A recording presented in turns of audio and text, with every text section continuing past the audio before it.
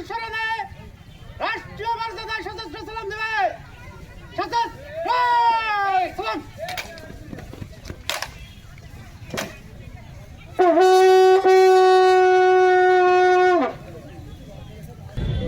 সে একজন অন্যায়ের প্রতিবাদী ছিল, তাই সেই মরহুম বীর মুক্তিযোদ্ধা নুরুজ্জামান নান্টুকে আমরা স্মরণ করি এবং তার বিধে আত্মার মাগফিরাত কামনা করছি।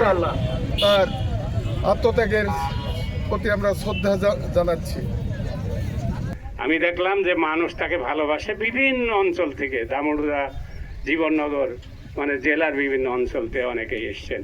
যাই হোক, ভালো মন্দ বিচিত্র মানের অধিকারী আমি আপনাদের আল্লাহর কসম দিয়ে বলছি যে আপনারা তার